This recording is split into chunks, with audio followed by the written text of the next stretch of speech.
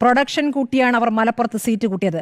പൊന്ന് പെങ്ങന്മാരെ, നിങ്ങൾ പ്രൊഡക്ഷൻ കുറയ്ക്കരുത് എന്നൊരു അശ്ലീല ചിരിയോടെ അദ്ദേഹം പറയുമ്പോൾ അവിടെ ഒരു കയ്യടിയും ആരവവും ഒക്കെ മുഴങ്ങുന്നുണ്ട്. എന്താണ് അദ്ദേഹം സ്ത്രീകളെ പറ്റി വിചാരിച്ചിരിക്കുന്നത്? സ്ത്രീകൾ എന്താ പ്രസവിക്കാനുള്ള യന്ത്രങ്ങളാണെന്നോ? അദ്ദേഹം പറയുമ്പോഴേക്കും ഈഴവ സ്ത്രീകളെല്ലാം 3ഉം 4ഉം ഒക്കെ പ്രസവിക്കാൻ തയ്യാറാവുന്നു. അങ്ങനെ പ്രൊഡക്ഷൻ കൂട്ടി അങ്ങോട്ട് വെള്ളാപ്പള്ളി ആഗ്രഹിക്കുന്ന പോലെ എല്ലാ പാർട്ടികളിലേക്കും പ്രതിനിധികളെ അയക്കാൻ പറ്റുമെന്നോ? വെള്ളാപ്പള്ളി ഏത് കാലത്താണ് ജീവിക്കുന്നത്? ഏത് കാലത്താണ് അദ്ദേഹം ജീവിക്കുന്നത്? അദ്ദേഹം ആരെയാണ് അഭിസംബോധന ചെയ്യുന്ന ഒരു ചോദ്യമുണ്ട്. പക്ഷേ ഒരു കാര്യവും, ഒരു പ്രശ്നവും ഉണ്ടാകില്ല. എത്ര വർഗീയത പറഞ്ഞാലും ഒരു പ്രശ്നവും ഉണ്ടായില്ല.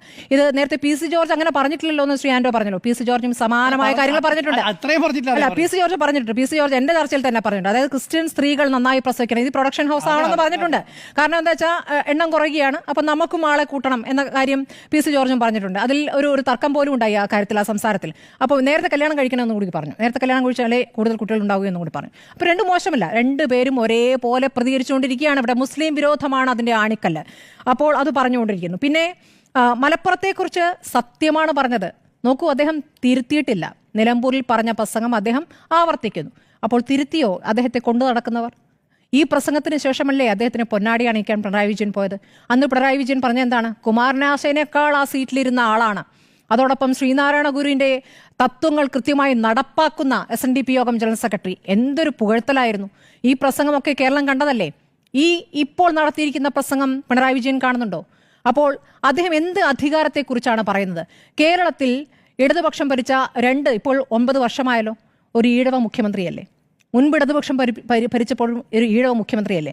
അപ്പോൾ ഈഴവ മുഖ്യമന്ത്രിയുടെ കീഴിൽ അദ്ദേഹത്തിന് സമുദായത്തിന് നീതി കിട്ടിയിട്ടില്ല എന്നാണോ അദ്ദേഹം പറയുന്നത്? അതോ അദ്ദേഹത്തിന്റെ സംഘടനയ്ക്ക് നീതി കിട്ടിയിട്ടില്ല എന്നാണോ അദ്ദേഹം പറയുന്നത്?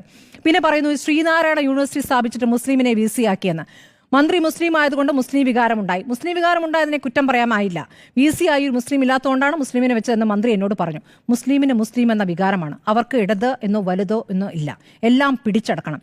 മലപ്പുറം മാത്രമല്ല, തിരുക്കൊച്ചി പ്രദേശത്തും 4 സീറ്റ് വേണമെന്നാണ് ഇപ്പോൾ ലീഗ് ആവശ്യപ്പെടുന്നത്. തന്ത്രപൂർവ്വം ഭരണം പിടിച്ച് മുഖ്യമന്ത്രിയാകാനാണ് ലീഗിന്റെ ശ്രമം. മുഖ്യമന്ത്രി ആയാൽ എന്താ?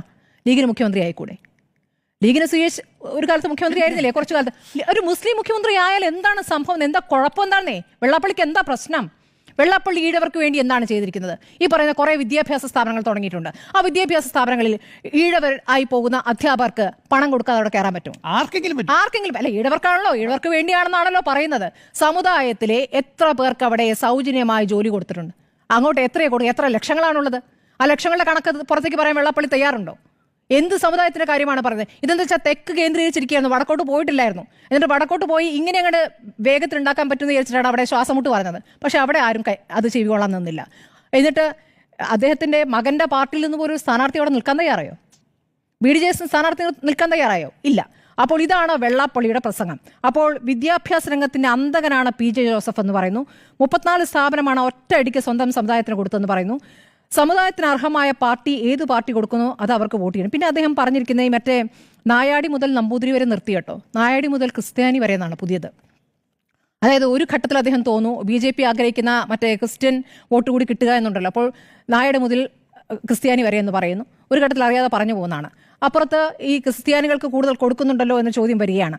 ഇതിൽ ഭരണപക്ഷം പ്രതികരിക്കില്ല, മുഖ്യമന്ത്രി പ്രതികരിക്കില്ല. നമ്മൾ നിലമ്പൂർ ഉപതെരഞ്ഞെടുപ്പ് ഘട്ടത്തിൽ തന്നെ ഇതിൽ പ്രതികരണങ്ങൾ ഓരോരുത്തരും, സ്ഥാനാർത്ഥി അടക്കമുള്ളവർ പ്രതികരിച്ചാണ്. അപ്പോൾ എൻ്റെ നിലപാട് വളരെ വ്യക്തമാണ് എന്ന് സ്ഥാനാർത്ഥി പറയുന്നതെന്ന് ഒഴിച്ചാൽ വേറെ ആരും അതിൽ പ്രതികരിച്ചിട്ടില്ല.